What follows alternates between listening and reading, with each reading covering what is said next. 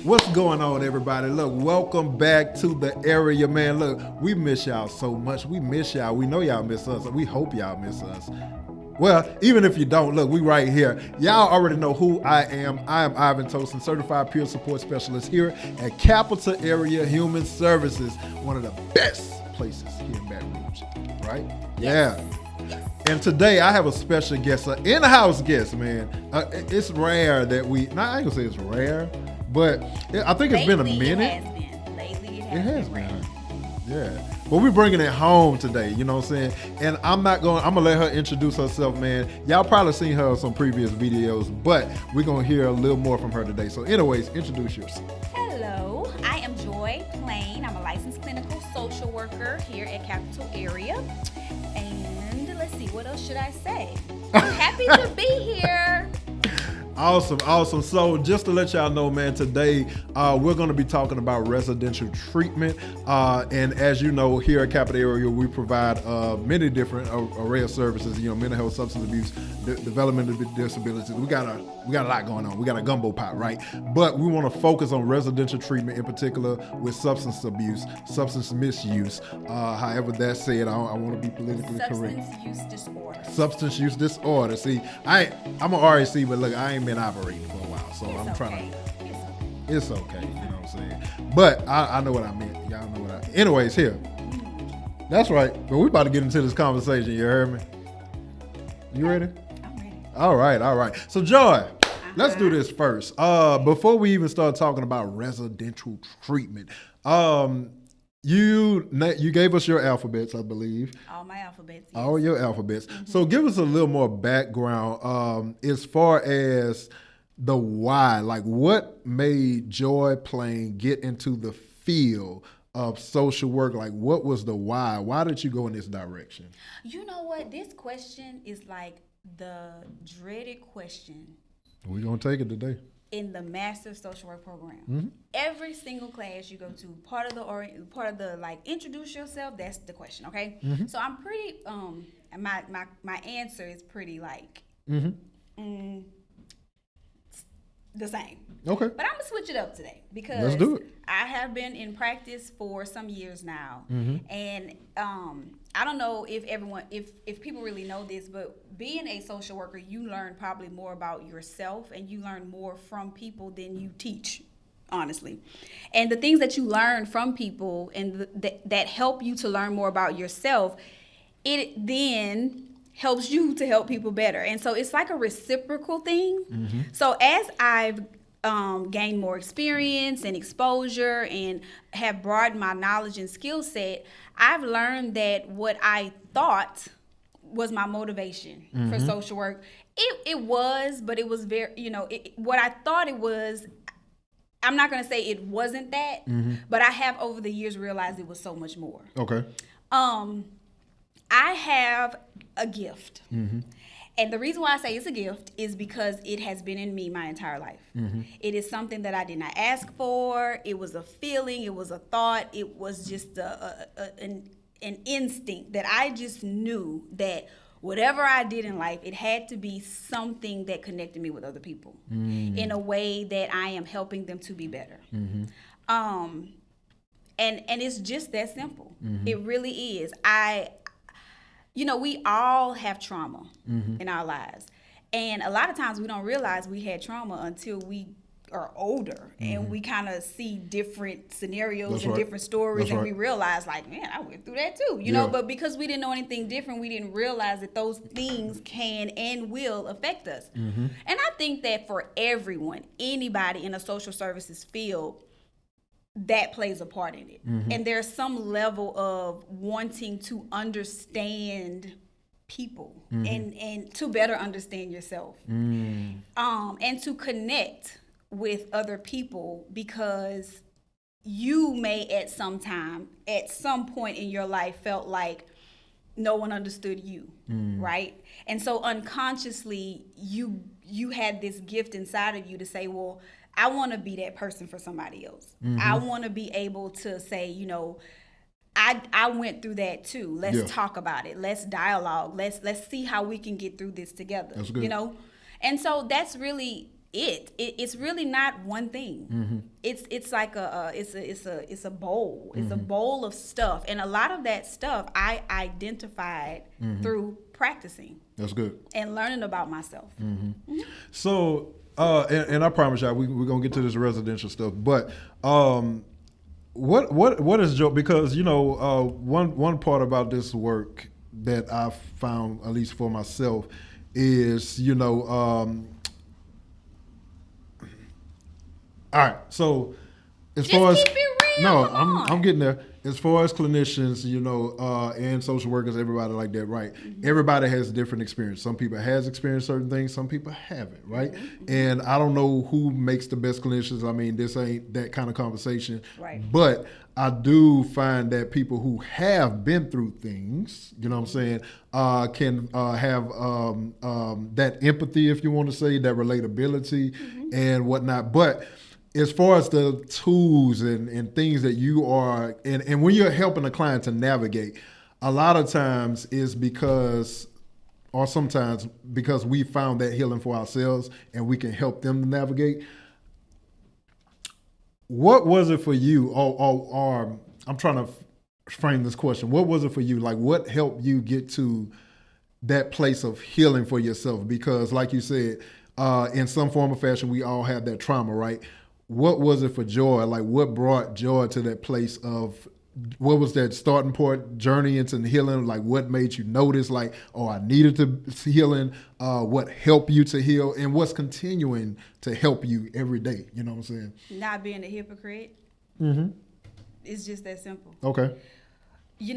When you hear stories and you are helping other people navigate through situations, I can tell you there hasn't been one time where I have been providing interventions for a client that at some point during it I feel like a hypocrite, because I feel like I'm telling them something that would be good for them to try or do that I'm not doing. I understand. Or I'm listening to a scenario that I may be having at home, and I'm trying to be this light and this hope in this person's life and help them to navigate through it, but I'm going home and doing the total opposite. That's real. And so it was an organic process.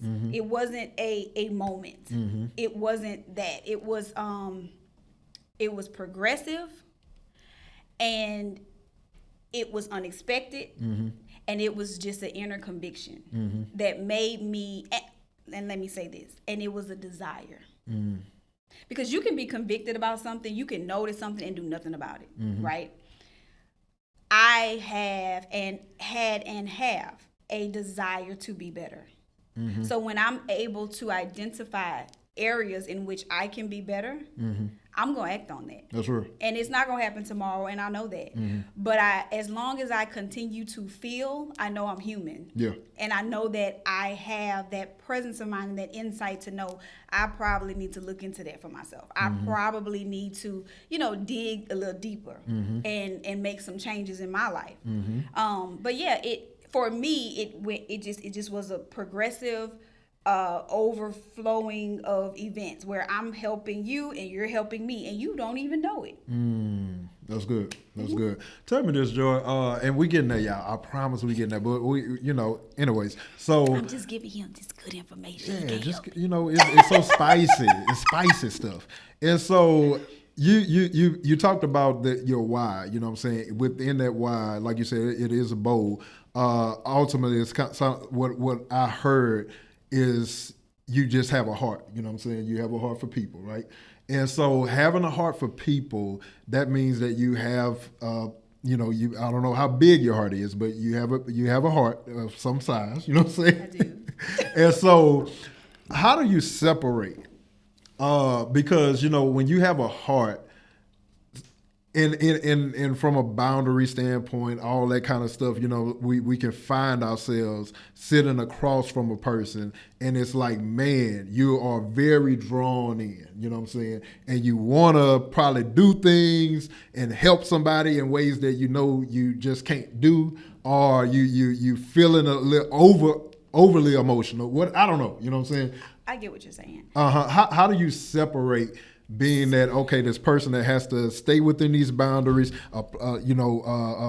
these ethics and all this kind of stuff, but still try to give them my heart. So what you're asking me is, how do I separate the human from the professional? Bam. She just made it so simple. You know what I'm saying? Like I'll be like on some old deep theology, methodological, biological. Like I know that ain't even a word, but whatever. Anyways, go ahead. So to answer that question, you actually answered it in your question. You answered it. Mm-hmm. Boundaries. Boundaries. So, as far as separating the human from the professional, boundaries, yes, big thing. But we have to establish boundaries even in our personal relationships. So that's not the full answer. Mm-hmm. The full answer is you cannot treat, okay, because I'm not your companion. Mm-hmm. I'm not your best friend, right? I'm not the person who is just gonna just sit here. Yes, I'm gonna let me rephrase this. Yes, I'm going to allow you to get the wording and the feelings out that you need, but me listening to your story is not to be nosy. Mm-hmm. It's not to just get all the tea, right? I'm listening intentionally, and I am formulating a treatment plan while you're talking. Okay. I'm assessing you. Mm-hmm. I am looking for inconsistencies. I'm looking for ambivalence. I'm looking for, and ambivalence is when you're saying one thing, but your actions are doing something. Yep. You're doing something different. So if you tell me, I just really want to show him that I love him, but you just punched him in the mouth last night. It's like, okay, I'm looking for that kind of stuff. That really happened? All right, proceed. So, I am listening for ways in which I can start the process of confronting the problem. Okay. Okay. Not me confronting it, because it's not my problem. Looking for the right words, the right questions to ask you so that you start hearing what I'm hearing. Okay. So that you can identify, okay, well, yeah, that do sound crazy. Or, oh, yeah, you're right. You know what I'm saying? I don't want to be the one to tell you, well, you just said this and then no, that's not how we do that. Yeah. So that's where your skill set comes in. Because, see, a lot of people are social workers because they like people. There's a skill set to that. Okay? There are things that we have to know, techniques, skills, interventions that we have to follow, evidence-based treatment that we have to use in order to provide treatment. Because if you're not careful, you will be that human sitting there wanting to give them a big fat hug and crying with them and all this kind of stuff. There have been several times where I have just been completely moved by something that someone is going through, and I get choked up and I have to, if I have to excuse myself, I have to do that. If I have to turn around and act like I'm getting something from my desk until I get myself together, I have to do that. And it's not because you don't want to show weakness or you don't want to show them that you care. It's just that with the skill set part of treatment, you have to maintain those boundaries. And you are doing your client or your patient a disservice if you mislead them into thinking that you are in a role that you're not in. Does that make sense? Understand. I get it. And I promise, last thing. How do you not take work home? Whew. I'll tell you when I find out. I think we're on the good part now. We done got to the good part now. Come on. I will tell you when I find out. I mean, listen. But I can say the interventions that I do know that you can use, that you have to use, that you have to be intentional about using is self-care. Understand. That's real. One of the things, and that's so cliche, self-care. And I'm not necessarily talking about going to get your nails done, going to get your hair done, going to get your hair cut, going to get your, No, those are good too. Okay? But you could be getting your nails done thinking about work. You could That's be real. getting your hair That's done real. on your computer trying to, you know what I mean? So I'm not necessarily just talking about those specific actions. I'm talking about knowing what you need in the moment. Mm-hmm. If you need some quiet time, Mm-hmm. if you don't have the energy or the mental space Mm-hmm. to answer a question, to look at a piece of paper, to read, listen to your body Yeah. and say, I just need some time. Mm-hmm. I need a break. I need a reset. Mm-hmm. Right? That's self-care. Mm-hmm. If you, like for me, one of the things that I do, and it's not even intentional. When I pull up to my house, I sit in my car for about 30 minutes. 20 to 30 minutes. My kids know, they still come to the windows knocking, and let me just tell you one quick thing. And that's fine. But they know that I'm gonna come in a minute. A lot of times I might look on social media. See, I use social media for good. I don't use it for a distraction. Let me take that back. I use it for a distraction when I need to shift my brain. So if I'm shifting from work to home, I might sit in my car and scroll on Instagram, because what that's doing is it's putting me back in my world. It's putting me, okay. It's a grounding technique. It is a grounding technique. I know a little something. First boundaries, then grounding. Yeah. All right. I've been knowing some stuff. I'm going to be asking you questions Yeah, next. I've been around this thing. I learned from people like Joy and all these people around here. Anyway, y'all go ahead. So, just doing what you need to do, like you said, to stay grounded. Perfect word. There, as a social service human provider, okay, you will not escape that. Understand? That is something you have to be intentional about. I think that everyone in this profession, even with medical, like doctors and nurses, any profession that involves you dealing with a lot of people in one day. Yeah. And if you think about it, the professions where you deal and interact with a lot of people, you also have a lot of employees and coworkers around you. Understood. Those are big. Usually these are hospitals, clinics. So you have a lot of people to deal with even when you're not with patients. So that's overwhelming. And a lot of people don't realize that. They don't realize how overwhelming and draining and emotionally draining that is. Yeah. And so you don't want to go home and treat your children like you've been with them all day, because you haven't. Yeah. Because you feel like I don't have nothing else to give. Okay? But you have to be intentional about it. That's real. You do. That's you real. have to be, and it's not to make you feel guilty, because you human. Okay, I have had to apologize to my children, my husband, my mom, my sisters. Sometimes I'm snappy on the phone because I'm like, I've been busy all day. I ain't had a chance to do this. Now somebody calling me. You know what I mean? It's not their fault. Yeah. It's not their fault. That's right. Or I come home with my husband and all he want to do is watch a movie, and I'm like, I gotta get some sleep. I gotta, and it's like, okay, or my kids, they want to talk.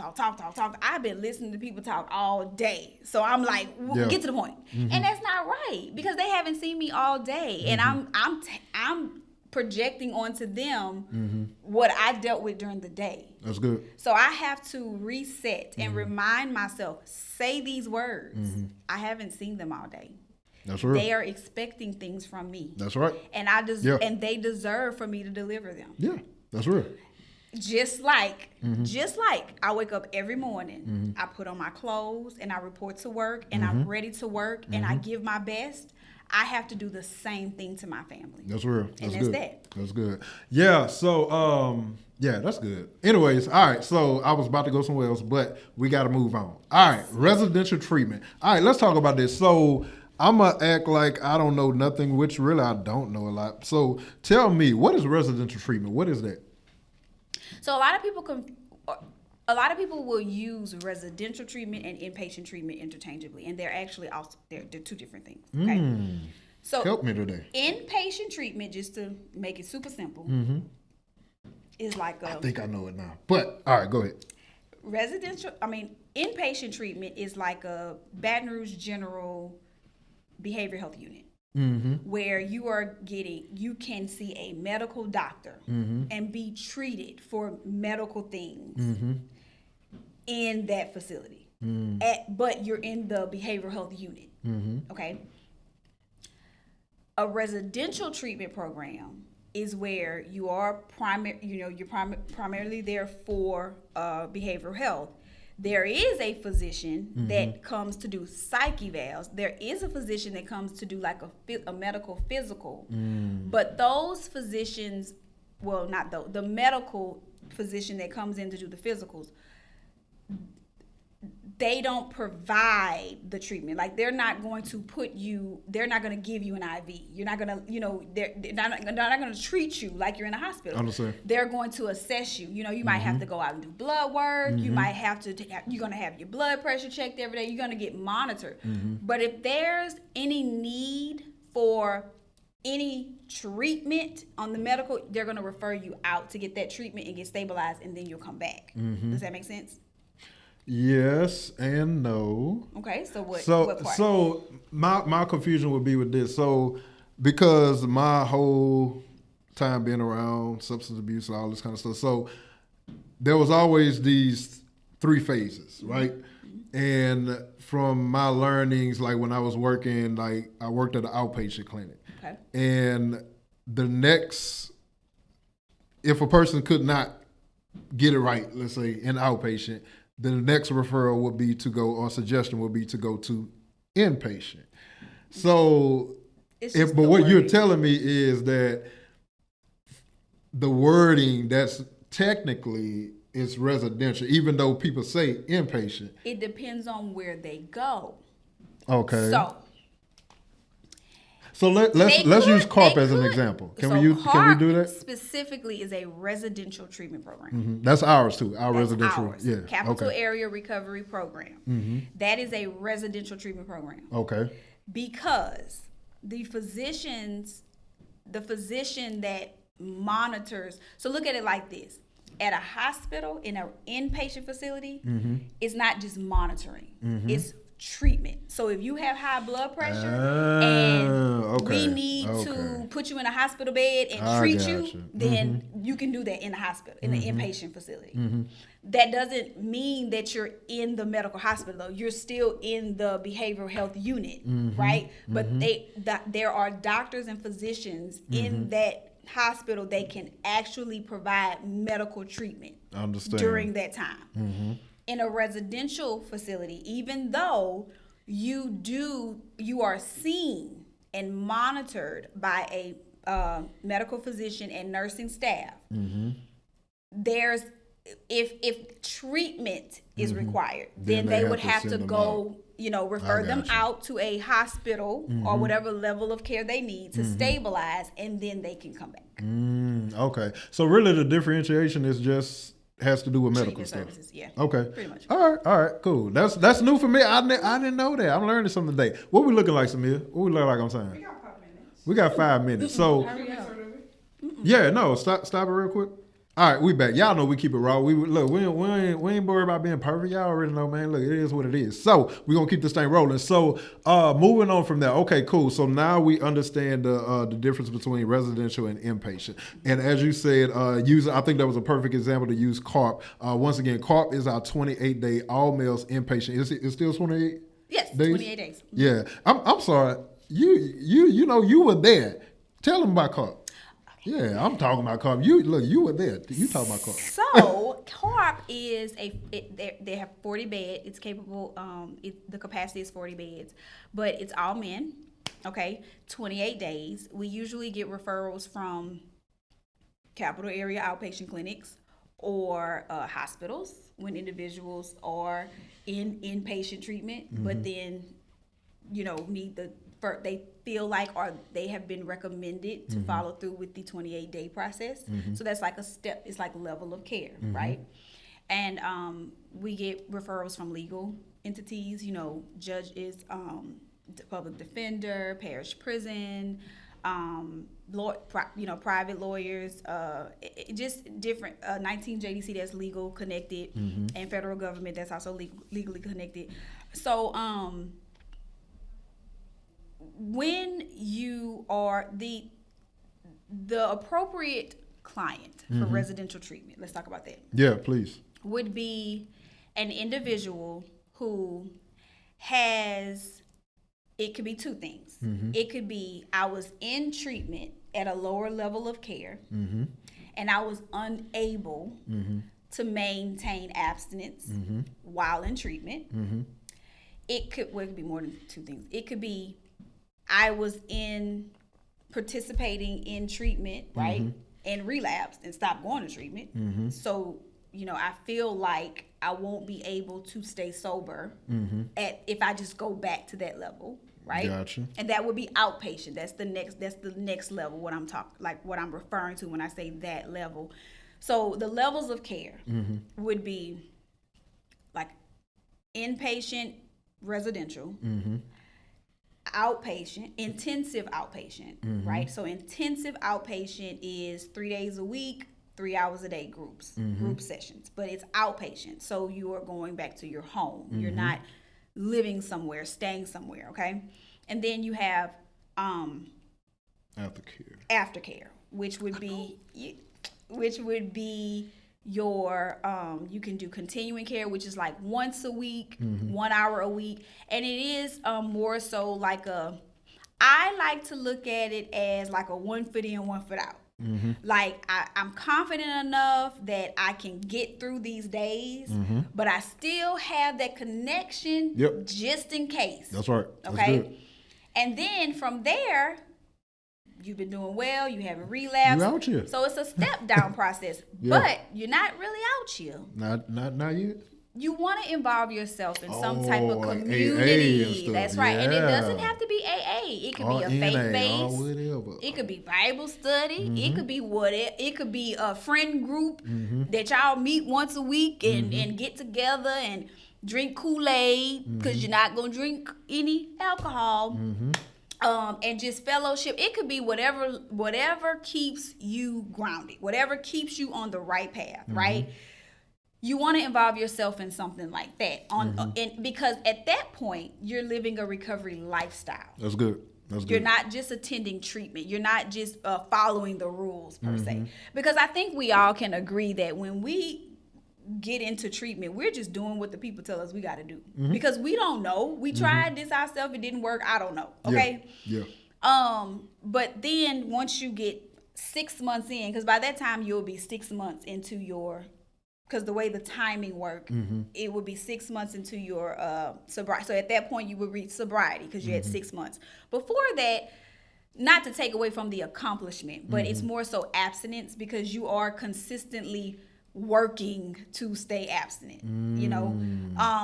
Once you get to the 6 month, and I mean, don't quote me, like don't be like, oh, she wrong, the book say. I mean, like I'm just saying from my experience, that's what I'm gonna just say this from my experience. It might be really, I might have read it somewhere, but I don't want to say I did and be talked about. Okay.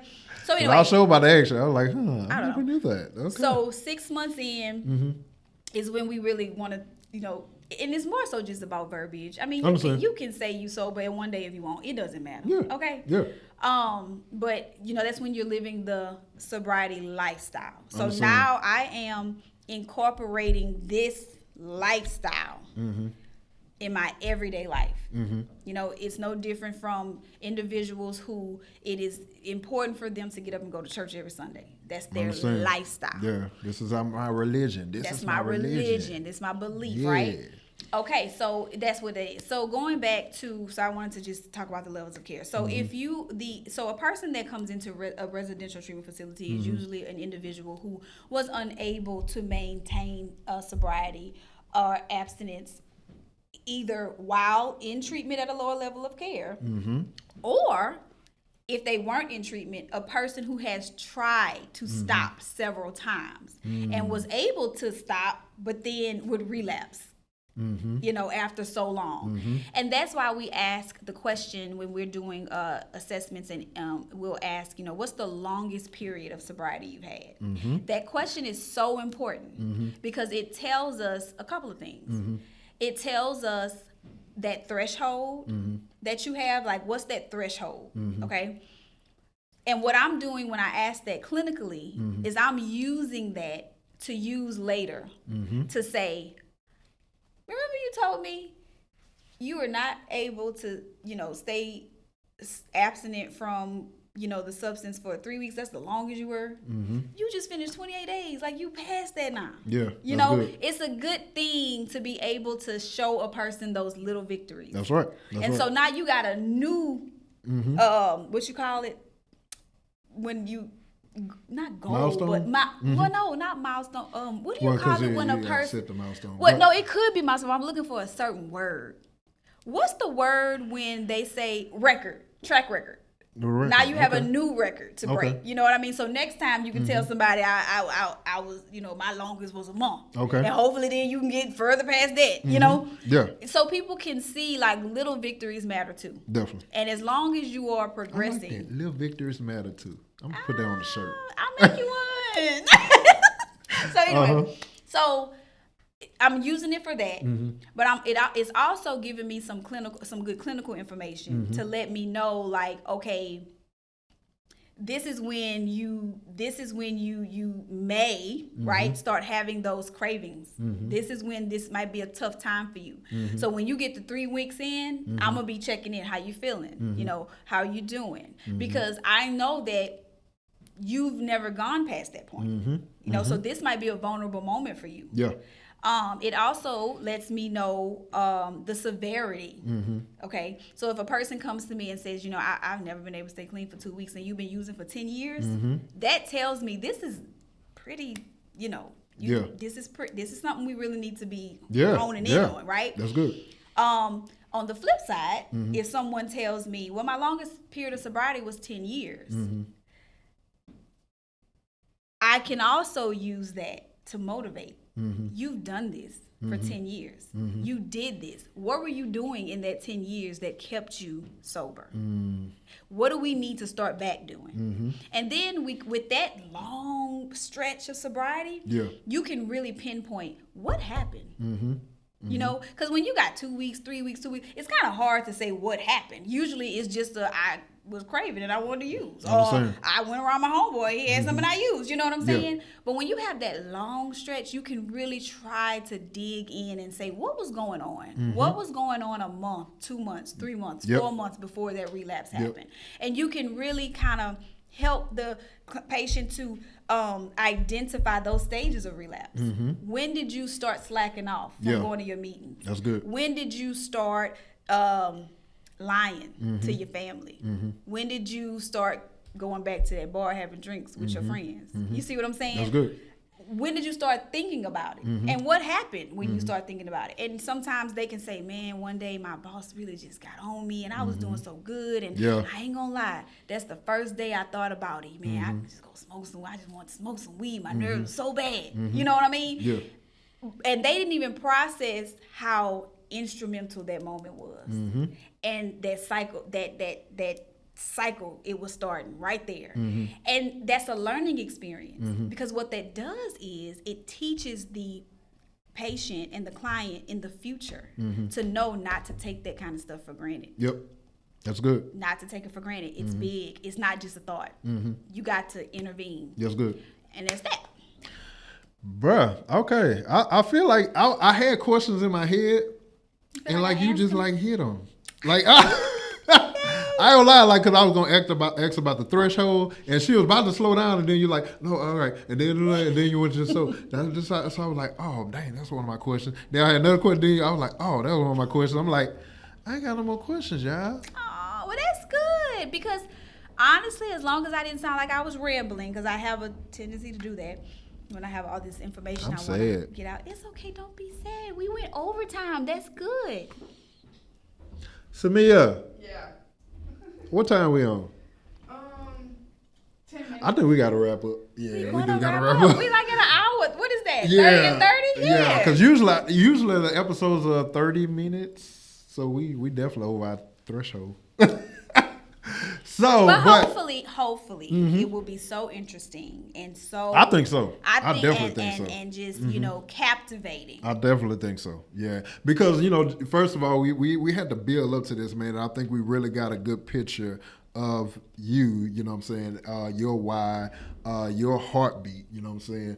And your human side, like because it's easy just to get on here and talk about, oh yeah, this is what we do for people. Like, and I know you just can't disclose everything. You know what I'm saying? Like I get it. I mean, professionally as a peer, we can do that. You know what I'm saying? Like I can get on here, I can tell you everything. Like there's no laws or nothing that I can tell it all. You know what I'm saying? But I know with certain other credentials, you gotta be a little careful. You know what I'm saying? But at the end of the day, I still think you kept it real enough for people to be like, man, you know what?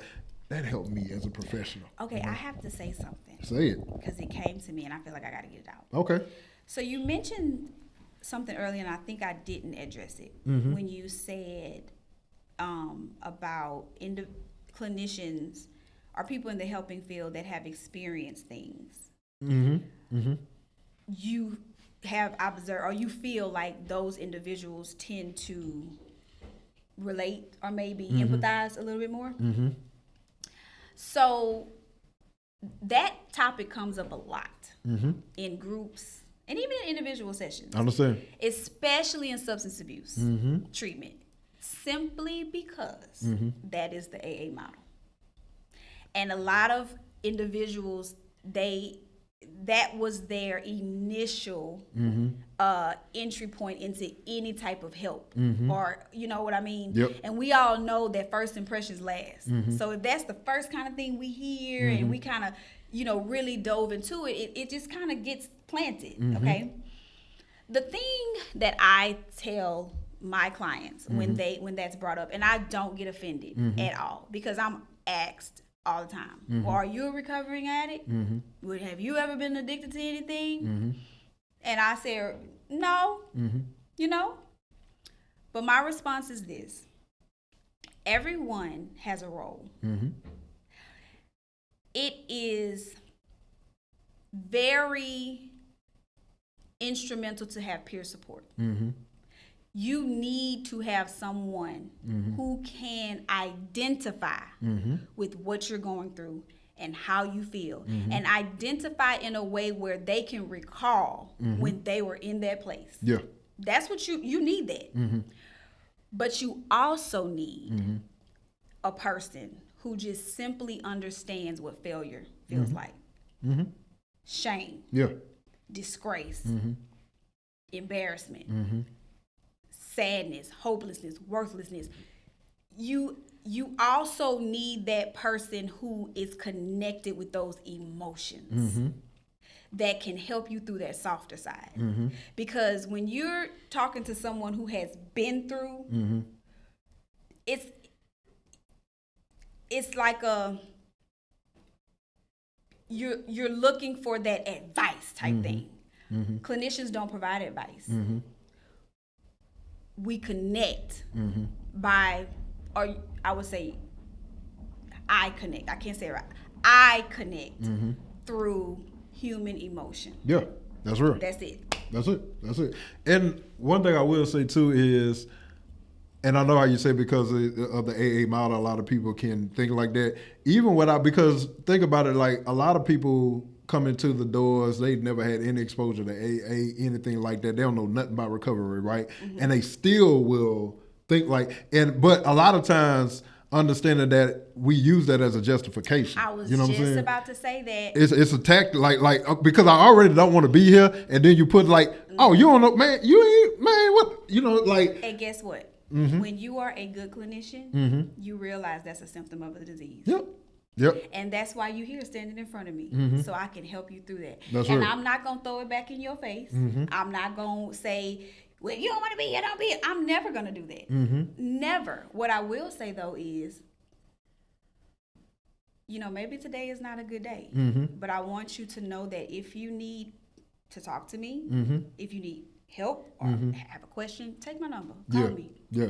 And guess what? 9 times out of 10, they not leaving, and they gonna say, "Well, let me see. What we got to do?" And it just goes from there. And I will say, it is so important to build rapport with people.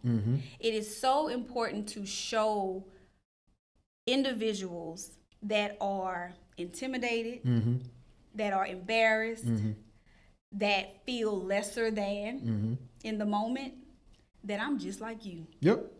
I am just like you. I don't like going to the hospital. I don't like going to the doctor. I'm scared what they gonna tell me. I'm scared who gonna be able to look at my chart. I know what that feels like. It's the expectation. You have to, as a clinician, understand. Just because you're here to do a job doesn't mean that the job has to be done right away. Sometimes it takes time to get to know a person. Get to know the person. Okay? Build a rapport with that person. Establish appropriate boundaries with that person. It's, understand what their limitations are. Don't be just so focused on your boundaries and your limitations and how you want. You have to also identify what that person's limitations are, how they respond to certain things. You have to look at the timing. Maybe it's not a good time to say certain things. Maybe that person's not in a mental or emotional space to hear that right now. And as a clinician, you have to be skilled enough to identify that. That's good. You have to be, because you work for them. Yeah. And in that moment, if I'm going to do anything that's going to hurt you, I'm not going to do it. Even if that means I have to stand here and let you curse me out, scream and holler, Understand. get it off your chest. You cursing me out is not going to hurt me as bad as me cursing you back out. That's going to do some damage. That's real. So I'm not going to do that. That's real. Come on. You follow me? Yeah. And so I just wanted to go back and address that because, yes, there are individuals who will try to use that to say, well, you don't know what I'm going through. You ain't know. And the best response, and I want everybody to hear this, the best response to those types of challenging comments is honesty. That's Validate it. Yeah. You're right. I don't understand. And I don't know what you're going through. But I just want to be a source of comfort right now. That's it. And if you could just talk to me about it, I can better understand what you've been going through. That's good. That's good. I don't have to go through what you went through. Girl. I don't have to go through what you went through to help you. Is the thing on? We good? Oh, I'm about to wrap this up. But I don't have to. Just be honest. Just be honest and validate. Because what they're looking for, they are looking for a brick wall. They looking for a reason to walk out the door. So when you say, you're right, I didn't. You are completely correct. I did not. You break that wall down. But you know what? I can be this for you. No, I can't be that for you, but I can be this for you. That's good. And that's that. Bruh, and when you say we not stopped yet, how much time was on it? Got 10 minutes left. Okay, that's good. So, I thought so too. Oh, okay. All right. So, last thing, and I promise we'll land this plane, right? But one of my counselor, when I went through treatment, never used drugs, anything a day in her life, right? One of the best counselors, I know a lot of great counselors, but she's one of the best counselors that I know.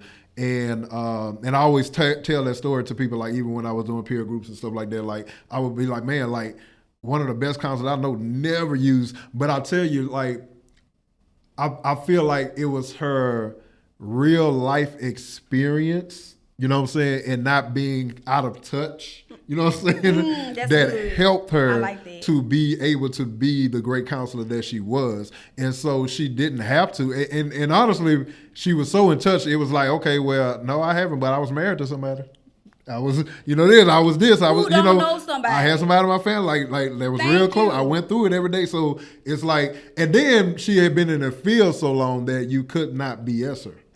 That was another thing. It. You know what I'm saying? So it's like once you learn the game, like faces change, the game don't change. You know what I'm saying? So it's like you're coming in telling the same lies, doing the same manipulation, and the same thing that the same person did before you came here, but you don't know that. Listen, you know what I'm saying? It's like the stages of cancer. I understand. You look at the symptoms. You look at the symptom, not the person. That's good. You're treating the symptom. You're not treating the person. Yeah. Okay?